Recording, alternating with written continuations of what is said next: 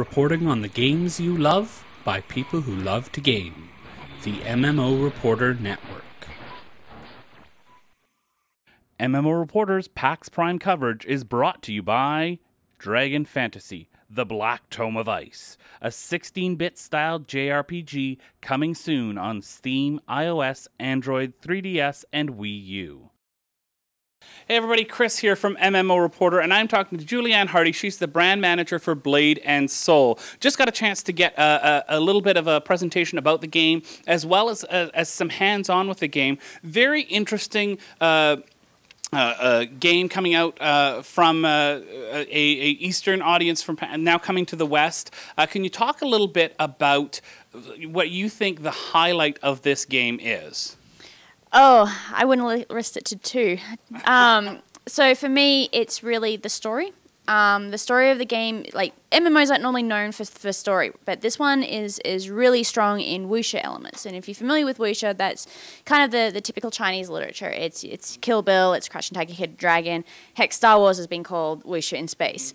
So it has that belief that someone did something to you that was wrong, and you have to go on a mission of vengeance and justice and honor. And so what happens in the game is that your master and your clan, your beloved master, gets killed by this woman, Jin So-yoon, and you're on a mission to enact vengeance. And so the entire story as it's mapped out is really engrossing, and you can't really tell, all the different players and what their particular motivations are. So for me, that's one of the strong parts of it. The other big highlight is, of course, the combat. So you guys had the chance to play the combat. It's very much a martial arts fighting style action orientation. And so you string together combos, you face your enemies, and you knock them down, you fling them up in the air, you go gliding along the cliffs, and at some point you go running up the walls and stuff like that. So the combat system is just such a unique feature of the game that I haven't seen in other MMOs, and to me that's really kind of the best part of playing it. I think this may be the first game that I've seen where a character grabs an enemy by the scruff of the neck and holds them up so that I can beat them up. I don't think I've seen that before. Now, you mentioned during the demo the combo system. Can you go into detail a little bit about that? Yeah, so very similar to how fighting games work is you try to string together a series of moves that make it the most effective. So with that particular example, that's the Destroyer. So what he does is he jumps on people, or he stuns them. As they're stunned, they're vulnerable, so he picks them up. And while he's picking them up, he can slap them against his blade. He can headbutt them. He could throw them up in the air, use his axe, spin around, and fling them all the way out to that, in that direction, and then continue on flowing through. So you're chaining together abilities that take advantage of the different situations, and then when people are attacking you, you can respond to those attacks and continue on with those combos. So it makes it a very fluid experience, but it makes it very, very reactive. You have to be aware of your environment, you have to be aware of yourself, you have to be aware of what your enemy is doing, because they will block you, and then they will counter your counter and stuff like that. So.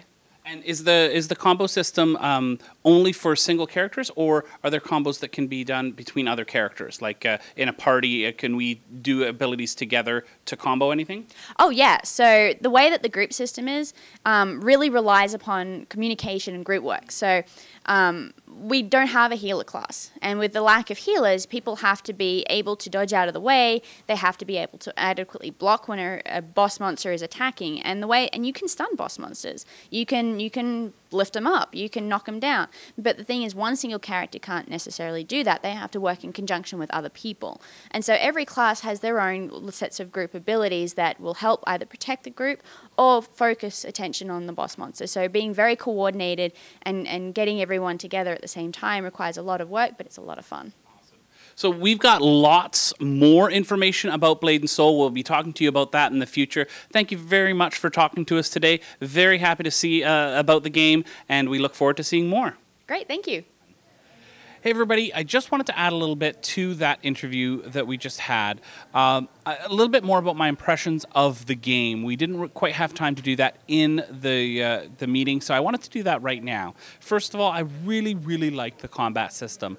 I thought that it was very interesting in that it had a combo system in there that you could use attacks in order, a certain amount of attacks together, and not just the one single attack would change as you hit it repeatedly, but actually, you know, I'd hit 1 with my my character, I'd throw my sword out, then I'd hit 4, it would draw the character close to me, and then I'd hit 1 again, and the character would drop down, and a big smash. So combos like that. Matt was playing a berserker type character where he would stun the character, then pick them up and hold them up in the air, and he was able to bash them with his sword, or I was able to run up and hit them as well. So the combo system that they have in the game is something that's very interesting and could be a lot of fun to play.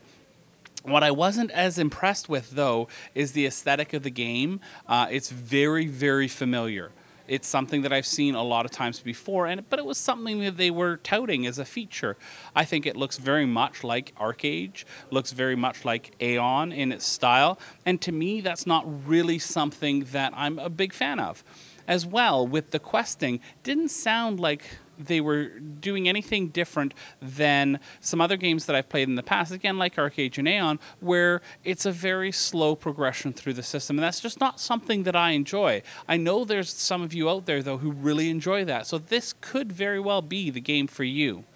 That's my thoughts on the game. I hope that you enjoyed this video. I hope that you enjoy everything that we're doing here at PAX, but most importantly, I hope to see you in game.